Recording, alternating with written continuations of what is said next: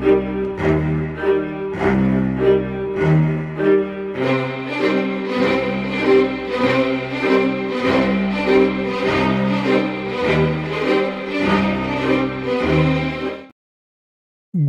evening, everyone, and welcome to another installment of Book Review of the Vampire.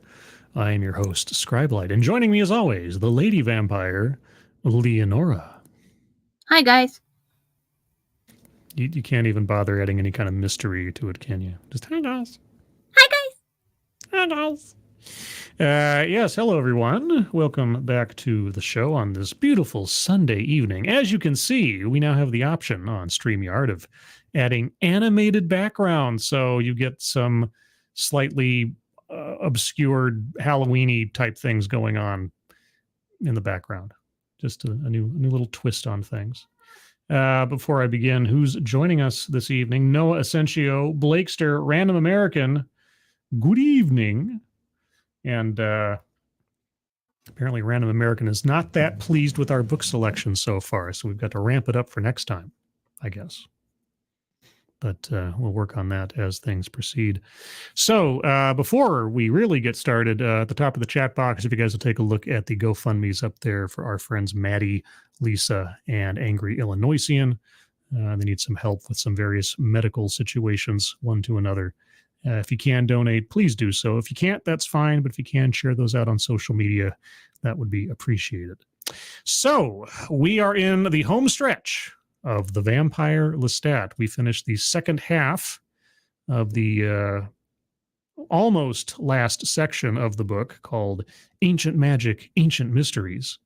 And we got into some more magics and mysteries with Lestat and Marius and those who must be kept in the secret island fortress.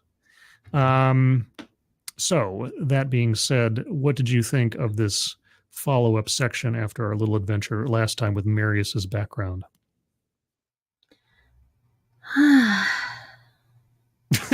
Like, It was disappointing. Why?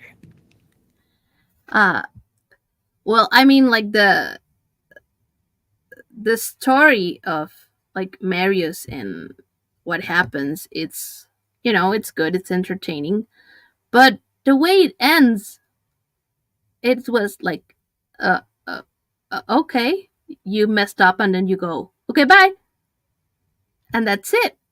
Like it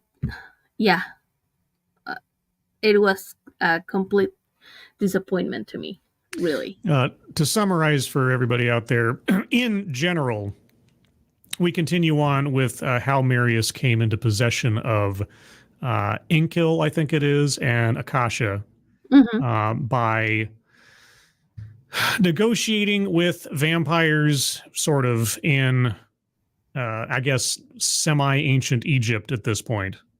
And we learned some new science about the vampires. So the reason Marius's sire, for lack of a better word, was a crispy critter mummy was because because Inkil and Akasha are purportedly the first vampires.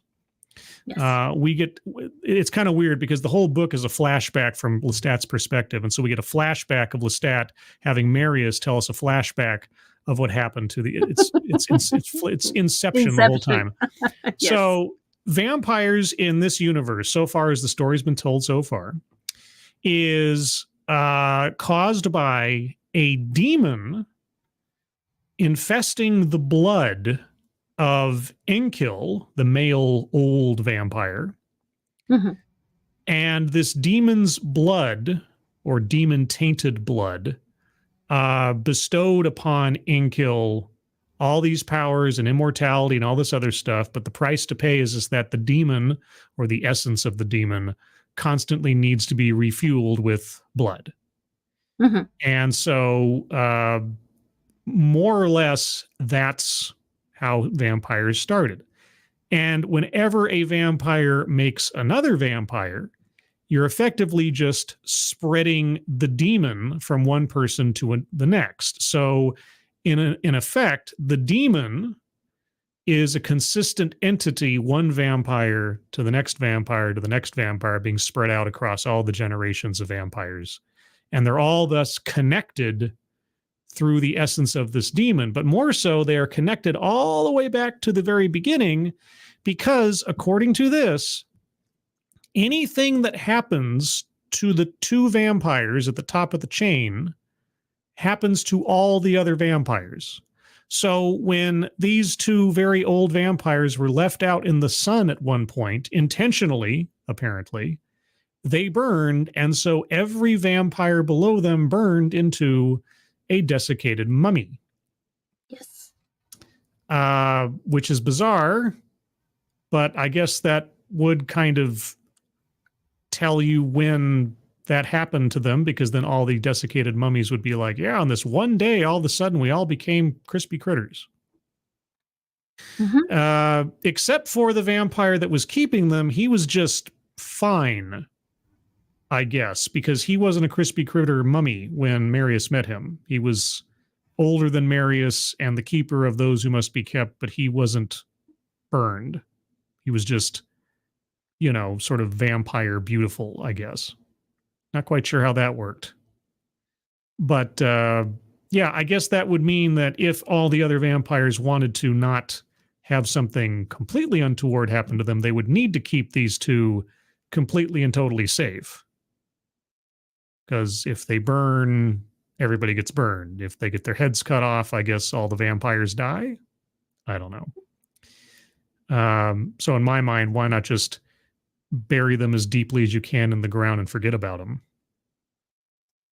Well, that was exactly what Marius intended to do in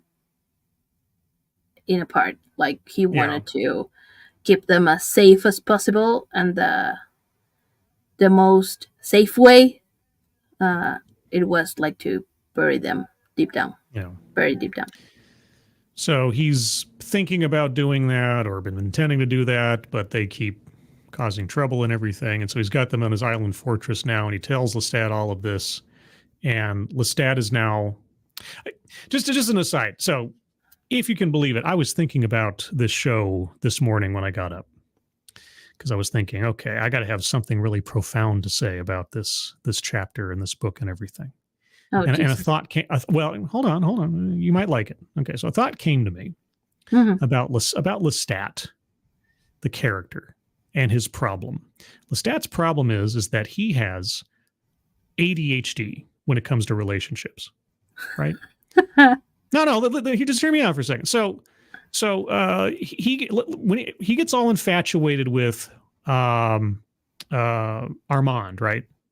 Okay, so he's like, oh my gosh, Armand, he's got the secrets, he's got all this stuff. He spends one night with Armand. Armand gives him everything that he's got, and Lestat's bored again. And now he's interested in Marius, right? Because now there's a mystery. And he ends up being interested in Marius for years, waiting to find Marius. Oh, Marius. Finally, he meets Marius, and Marius gives him everything he's got in the first night that he's with him. Yeah. And then it's like, ooh, Akasha. I can't have Akasha. Akasha's protected by Inkil. She's the mystery now. She's my obsession. Whereas why? Okay, so that being said, how is it that Lestat maintained a relationship with Nicholas for so long? I was thinking about this, and I was like, well, Nicholas is available. I mean, he's friends with Lestat for years and years and years, right? Right. The thing is that Nicholas challenges Lestat constantly through their conversations, right? There's never, Nicholas has a unending interest for Lestat because he keeps Lestat guessing, he keeps Lestat interested. Whereas Armand, he's a one and done. Marius is effectively a one and done. Now, Akasha is his obsession because he can't have her. There's a barrier there to just completely possessing, or in his own mind's eye, having a complete idea of this person because she's a mystery, because she's withheld from him. So Lestat is a sort of relationship one-night stand guy. It's like once he's had the conquest, he's not interested anymore. There's got to be something to keep him interested going forward, or else he's just like, okay, who's next? And I see that pattern now every time that he finds the next obsession, as opposed to the previous one. And the only exception being obsession. I mean, not exception, but obsession. The only exception being Nicholas, who again challenged him and kept him interested and kept the conversation going because there was always something to discuss. That's my sort of psychological analysis of this. It also could be that Anne Rice can't figure out how to tell a story that doesn't dump their entire backstory within 2 chapters, because Lestat spent, what, 2 nights with Marius? Yes. It wasn't like a week or a month. He was like, oh, show up on the island. Marius finds him buried underground, takes him on the ship, takes him to the island. He's there for 1 night. Akasha tells him his name. By the next night, Lestat is playing his violin for Akasha and just about getting his head crushed in. So that's my psychological analysis. What do you think of my psychological analysis of Lestat? I think you're wrong. What? No, I mean, it's probably part that, but remember also that the truth is that Nicholas dies, you know? Yes. So Nicky dies. So he doesn't have like this closure or anything. And I think that he will always be like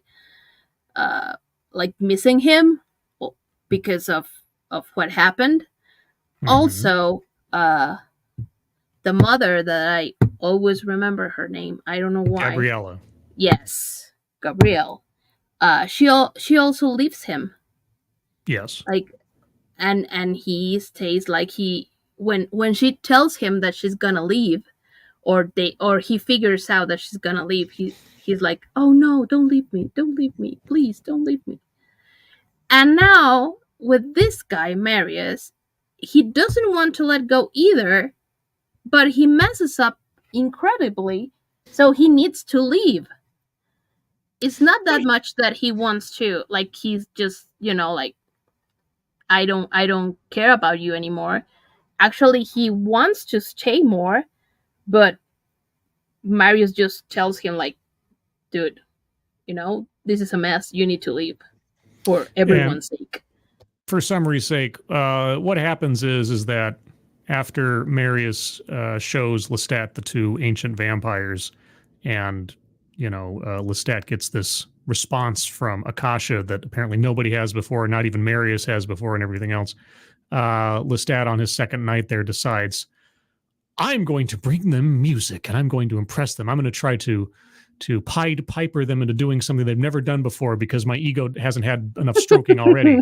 So I'm going to go down there with Nicholas's violin. And even though I've never played the violin before, I'm a good mimic. And so I'll just fake it till I make it in front of the ancient. I'm going to wing it in front of the ancient vampires just to impress them because I'm. Why not?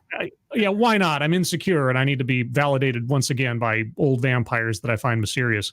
And so he goes and tries to play the violin and everything. Oh, and it's great and everything. And he's amazing and so on and so forth. And then Akasha's like, ooh, baby. And then he like starts drinking blood from her. And then Inkil shows up and is like, that's my woman, yo. And he puts his hands on his head and starts to crush Lestat. And the Marius is coming and is like, whoa, break it up, guys. Yeah. And somehow he pushes these stone statue vampires back into place. Lestat didn't make a mistake. He made a choice. He didn't slip on a banana peel and start playing a violin in front of the ancient vampires he wasn't supposed to go down to. No, he wanted to be special. Out of everything that has happened to this guy so far, out of all the people that he's met, all the vampires, the ancient ones that he's just trumped, like Armand and his own mother, and impressed everybody. Oh my gosh, you're so cool. Oh, you guys, you changed everything. Met all these other vampires across the world, and you're so unique. And Ooh, I got to impress the latest new ones because I really think Anne Rice just like bull rushes through so much that could be much richer stories on their own and just crams everything into this one book. Like Lestat's entire Mary Sue.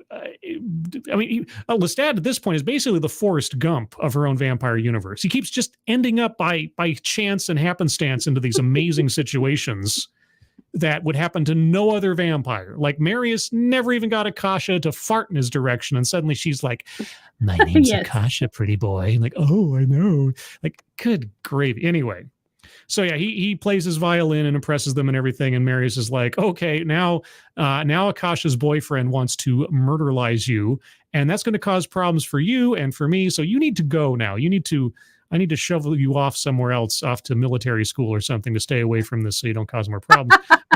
So you're going to go to New Orleans. Like, you're not going to go back to France. You're not going to go back to Europe. We're done with that, I guess. I'm just going to send you off to New Orleans." I don't know if Lestat ever told Marius about New Orleans, but then Marius can read minds, so who gives a rip? Also, Marius can move things with his mind, by the way, guys. If you're an ancient vampire, you've got telekinesis. There's just no end to the magical abilities of the vampires in Anne Rice's universe, because, like I say, being a vampire at a certain point just almost has no meaning because you're effectively a godling. It's like, Yeah, and okay. I'm sorry, and I don't know if I remember correctly, but before everything everything happens, like this part of Marius, he needed to go to New Orleans because his father was there and he was sick, and it was like his last, like petition before he, dies or something. Yeah, that was weeks and months ago. Whatever. Exactly. It's fine. And now they are like, "Oh yeah, you go to see your father." What?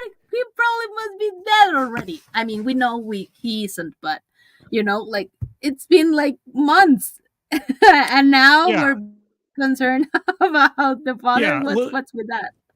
Yeah, Lestat's big worry now is like my entire family has been slaughtered in the French Revolution. My mother is now gone off into the darkest Africa to be a legend or something. My brothers are now murdered. Everybody's dead. My father's the only survivor. He was shuttled away by his servants to America and New Orleans, and he's the last connection I have to my mortal life. Nicholas is dead. I'm all alone. I will go to him, but first I'm going to bury myself underneath an old burnt out house for a while, and then magically Marius will show up and take me away to his island stronghold, and I'll stay there and want to stay there forever and ever and ever. And then it's Marius who has to send me, like, "Oh man, I guess, all right, I'll go. Fine." And so he goes to New Orleans and he's like, "Oh, here I am in this new place, and here's all the interesting people and things, and it smells like trash, but I suppose I'll have to do with it and whatever." And yeah. Anyway, Anne Rice has the ADHD or something. She just can't help herself but to just keep this should have been at least 2 different books. At the very least, this should have been 2 different books. Or one slim book, and then you could have had, but between Armand's, Armand gets his own book at some point down in the series. I know that part. But Marius's story should have been its own novel. I mean, seriously, between the different era, the Roman Empire, and all the other things and setting that she could have put these things in, and the politics, and it would have been amazing, I think, if you would have set a story of a small clutch of vampires fighting out against each other in ancient Rome. If for power and everything else, before he even heard about those who must be kept and all that. That would have been a much more interesting story. But anyway, gosh, what else do we learn in this thing? I'm trying to remember now. Yeah, so if they're harmed, everybody else is harmed. They've got psychic powers. More psychic powers. I don't know. I found myself at different points in this particular section. I don't remember where. I again, sort of just like scanning over the pages because there wasn't anything really being said. It was just kind of fluff in places. When I find myself being able to skip a whole page and get right back to the conversation, don't feel like I missed anything, that's not a good sign for the writing. But I've lost Leonora. Maybe she hit a button or something. Well, now it's me all by myself. I guess I'll wait and see if she shows up. In the meantime, I'll go over to the chat real quick, try to fill up some time until she logs back in. There she is. Hold on. Was I too boring for you? No, I just disappeared. I'm sorry. I don't know what happened. I was just talking blah blah blah, and then something boop. I'm like, oh well, I guess we're done. That's all I had. Let's see. Okie Native said Lestat's problem is that his author is a weirdo. Well, you kind of have to be to have, however, 13 books of just constant lamenting immortals and homoerotic suggestion for, decades of writing. Mm-hmm. But I mean, whatever sells, I suppose. Assassin of the Grey. Lestat is a retro Gary Stu, pardon me. Yeah, he really is. I mean, like I said last time, and I think I've mentioned before, it's not interesting if everything is handed to the character. It really isn't. Mm-hmm. Like, first off, we know Lestat doesn't die, right? In this book, in this story, up to this point, we know he doesn't die because, well, there's the interview with the vampire. So the threat of his boyfriend or Akasha's boyfriend coming up and trying to crush his head, there's no suspense there. It's like, okay, we know he doesn't die. So there's no sense of risk. Everybody's totally immortal, even from other immortals. Again, the only interest is sort of like, how did you become a vampire? And then I guess your emotions. It's not. I don't know. I'm wondering. I'm starting to run out of steam with Lestat, so I'm hoping if we get into the next book in the near future, it's more interesting than this. But if it's more Lestat just being like perfect in every practical way, it's going to be okay. Trying to think if there's anything else to add or say. I mean, your turn. I've babbled enough. What do you have to say, Leonora? Yeah. Well, going back a little bit before I disappeared, like you said about the Mario story, that he could have his own book. Yes. Yeah, definitely. There's a little part where he's like telling his story, and then he goes and tells Lestat like, oh, and I could tell you this one time when blah blah blah happened, and and I could tell you this other time when this and this and this happened, and I was like, yes, I want to know about that. Yeah, could you tell you that? But it's not really worth the time. And like, okay. I was like, yes, I want to know that part. Please do. Toxic Nightshade. Lestat is far from perfect. I'm not talking about perfection. I'm talking about he's not I mean, he ate a baby. Okay, he's never going to be perfect. Far from it. And all of the murdering and rampaging that he does is just hand waved. They just call it like, and then I went and fed. And that means he killed somebody. There's no other way around it now. The vampires in this universe, they can, but they don't usually just feed a little bit off of someone and then keep them around. No, they just slaughter somebody and move on. So, yeah, no, he's not a perfect character by any means. I'm just saying that there's nothing to worry about for this character. I don't have any sympathy for this character because he has no physical, as far as we've seen, vulnerabilities that mean anything. I mean, he was set on fire in the first book and dumped in the swamp, and he still came back. But now we know why. Well, yeah, now we know why. Short of being burned to ash and having your ashes scattered, as far as we know, nothing can kill a vampire, not even direct sunlight exposure, except that might really mess you up for a while. So yeah, no, it's not that the character is perfect. I don't mean like Mary or Gary Stu as in, they're moral, shining moral rectitude or something. No, I'm just talking about I have a hard time associating myself with a character who has no downsides, has no weaknesses, and is just whining and complaining and going like a bumblebee from relationship to relationship, mentor to mentor, in a blink of an eye. I mean, one night talking to Armand, 2 nights talking to Marius, and I realized that Lestat didn't want to go, but what more did Lestat want at that point? He'd learned everything he was going to learn, and Marius is like, I think at one point Marius even says like, I have no more answers than perhaps you do. I'm like, okay, then why the hell am I here? Yeah. What is this? Except for the fact that if you're old enough, you turn to stone. Oh, except for the fact that if you're old enough, you can move things with your mind. Oh, except for the fact all these other stories that I'm going to mention but not tell you about. Like, what's going on? Like, what? Anyway. So Marius could have been a really interesting character for his own book if Anne Rice had taken it and gone like ancient Roman vampires and have Marius turned by this mummy, and he had an encounter with these Celts. And if they were still looking for him after he escaped, but Marius tries to integrate back into Roman society, but then he discovers there's other vampires in Rome, and they start having like underground Roman politics, power plays, and things. And it would have been great. It could have been great. I don't think, now granted, I haven't read any more books in the series than this so far. Maybe she does revisit Marius at some point in a book that's not titled The Vampire Marius, but I suppose we may find out as time goes on.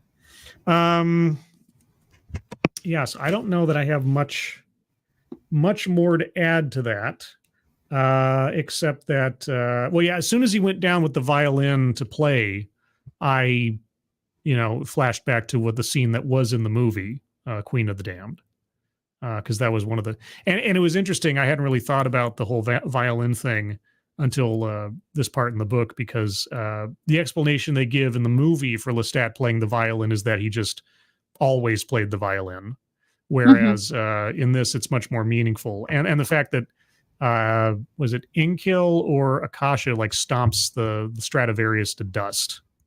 I forget which one it was, but one of the old vampires just destroys the Stradivarius violins. Like, okay, well, I guess that's the end of every tie Lestat had to Nicholas. Yes, that's gone. And I like the fact that Lestat like tried to like start blaming it on Akasha. Like, I couldn't help myself. It was like they were calling me. You're like, dude, shut up. That calling, that's called your narcissism. That's called your ego. Like, oh, I'll be the one to rouse them from their sleep because I'm so special. Anyway, so unless there's anything more to add to that, because it was again the second half of a section of the book, so there was events wise important things happen, but I'm not sure there's much more to say about them.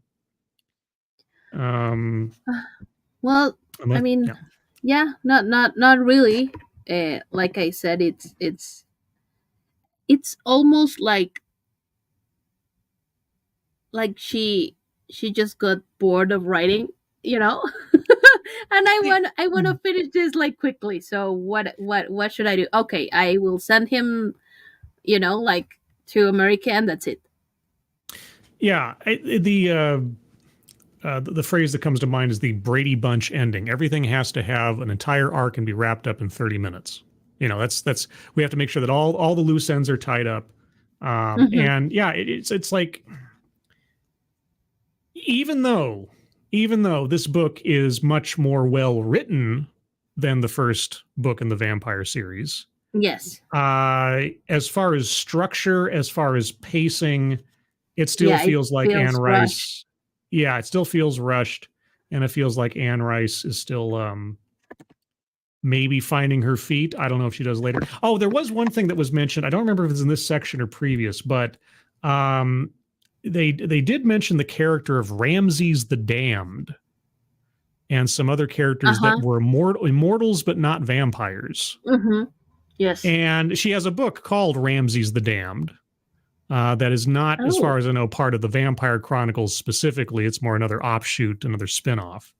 And I don't know that I want to, diverge into reading about mummies. Like, not, at least maybe not on this series, but yeah. So she does set the seeds for another book, and I don't know if that book came out before or after. I assume it came out after this one, but I remember seeing it on the shelf long time ago, so I almost bought it. But yeah, but we did learn that there are other creatures in this universe that are not vampires that are also immortal, and how those work, not quite sure. Maybe we'll find out. But upcoming in the book, we have two final little sections. We have an epilogue titled "Interview with the Vampire," which I assume will take us through in some proportion up to the point of the end of the first book. And then after that, another tiny section that doesn't feel like it fits anywhere, and I don't have any reference for it. It says Dionysus in San Francisco, 1985. And I think back to the movie version of Interview with the Vampire, which took place for no particular reason in San Francisco when it could have just, it should have just easily taken place in New Orleans. There's no, I still don't understand what the thinking was there to place it in San Francisco. It just didn't make any sense, because how the hell did Lestat end up in San Francisco from New Orleans? Maybe we will find out. I mean, honestly, the only thing that establishes it as San Francisco, as far as I know, is that opening shot where it's like this helicopter shot over the San Francisco Bay and you see the sign and everything. If they had shot that helicoptering into New Orleans, I don't know that you'd be able to tell the difference. Except for maybe the bridge. Maybe were they? Was I was going over the Golden Gate at the end. That did do it. Yeah, but yeah, that's of every other choice in that film. That one still baffles me, given how the movie ended. So, but anyway, we're planning, Leonora and I, to read both of those sections, the epilogue and the Dionysus, for next week's episode to finish off the book, and I guess this season of this series. I don't know how quickly we may jump into the third book in the series, because Leonora still needs to order her copy, and that may or may not arrive in time for next Sunday. We'll see. But any closing thoughts before we wrap up, Leonora? Well, for the book, you don't have to worry. I'm sure it will arrive on time. But Amazon, yeah. But yeah, maybe we will take a random suggestion and read another thing, like a palate cleanser. In between the series, maybe. I don't know. Yeah, there was there's a thought that there might be Anne Rice fatigue oncoming for Leonora and I. So it's entirely possible, and because Random American is so influential in our minds, yes, that we might divert to something else if we continue doing a book series after we're done with Vampire Lestat. Well, she and I will discuss that between now and after next week. So. If you're interested in that, keep tuned. And if we decide upon a book to go to that's not Anne Rice, I'll try to give everybody in Discord and on Twitter a heads up in case you're wanting to read along with us. So take a couple of comments here from the chat before we wrap up, because I got another place to be here in just a little bit. Toxic Night Shit again. Queen of the Damned movie has nothing to do with the book. They messed up that movie so bad. Great vampire movie, but not the true Queen of the Damned from the book. Yeah, they smashed together three different books, I think, or portions of all three into one movie, and it was poorly done. It has a couple of okay moments, and it's memorable for a couple of things. Soundtrack more than anything else. But unfortunately, Stuart Townsend is no Tom Cruise, and the story and the way that they told that story, didn't endear it to me as a good vampire movie otherwise. Let's see. And I haven't seen the new AMC series yet, and I'm not particularly inclined, because that's another streaming service I'd have to subscribe to, and I don't really care to. And Assassin the Grey, Lestat is so skilled, he even changed his face to look like Charlize Theron's former squeeze. Oh, did Stuart Townsend and her used to date? I don't know.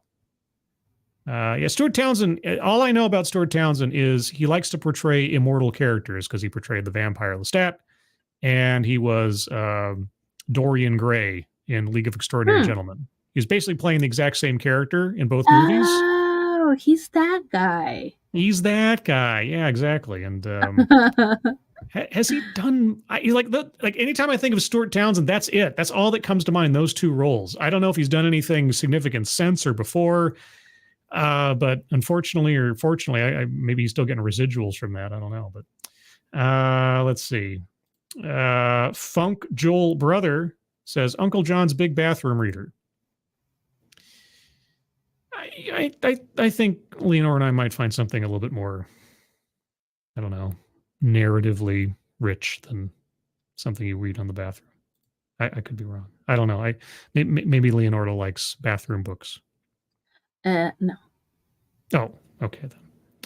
Anything else? Let's see. Assassin the Gray again. She had to steal away quickly to get some blood to quench her thirst for them. Oh, when Leonora disappeared. Yeah, that was it. Yes. Yeah, I just assumed she had to go pet one of her kitty cats because she has a few. Random America, actual Dracula. Oh, the Bram Stoker. Oh man, I don't know. If we do something, it might not be vampire related. It's possible it might just not be vampire related. It might be something spooky for spooky season, but it might not be vampire related. She and I will discuss that. But a couple of programming notes before we completely go. First and foremost, right after this at 6 p.m. Pacific time, 9 p.m. Eastern, I'll be over on the Midnight's Edge After Dark channel, as apparently we, the group, are going to continue looking at they added 2 more since last week, apparently, the 87 best Halloween movies of all time. And in addition to that, there will be some top 5s from each of us in the group on what is the best Halloween candy to receive. I know the suspense is killing you as well, I can tell. And then as well, next Wednesday, October 11th, at noon Pacific time, 2 p.m. Central time, 3 p.m. Eastern time, is my 7th YouTube anniversary extravaganza. It's going to go from noon till whenever, because right now, I just on a lark, I sent out little invitations to a whole slew of my YouTube friends saying, hey, I'm doing this thing. If you can pop in or want to hang out for a little bit, that'd be really cool.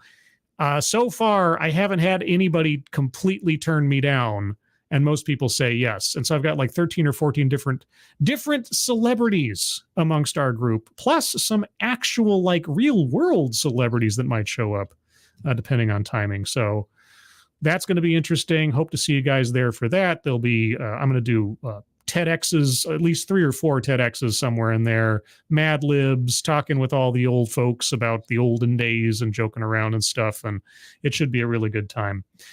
So again, Wednesday at noon Pacific, 2 p.m. Central, 3 p.m. Eastern on the 11th. Anything else before we go, Leonora? No. See you next Sunday. Yep, everybody. Hope everybody enjoyed the show. Yes. If you like this kind of thing, let us know in the comments below. Also, leave a like on the way out if you would. That does supposedly help with the algorithm, I hear from people and things and stuff. If you donated to the fundraiser at the top of the chat box, thank you guys so much for your generosity. If you shared those links out, that is also appreciated. Moderators, thank you for keeping an eye on things, even though everyone here is so well behaved. You have very little to do. Let me, before I completely forget, give out a link to the Discord server. Because if you'd like to join the Discord, all you have to do is click on the link I will put into the chat in just a moment here. And then you'll find yourself on the landing channel called Say Hello. And in addition to saying hello, you just have to say the secret word. The secret word tells me and the moderators that you actually watched the show and thus have earned the right to join the Discord server. Today's secret word is narcissist. Because Lestat. Because why not? If you can't easily spell narcissist, because I sometimes can't. Violin. Okay, there you go. Violin will also work as the secret word. Thank you. Or even, and if you want to be really special, you can put in a narcissistic violinist. There you go. Anyway, everybody, hope you have a good rest of your Sunday. Hope you have a good rest of your weekend, which I assume is just Sunday. Hope you have a good week ahead of you. Hope you're all safe and well. If you're not well, please get well soon, and we will see you on the next one. Take care. Bye-bye.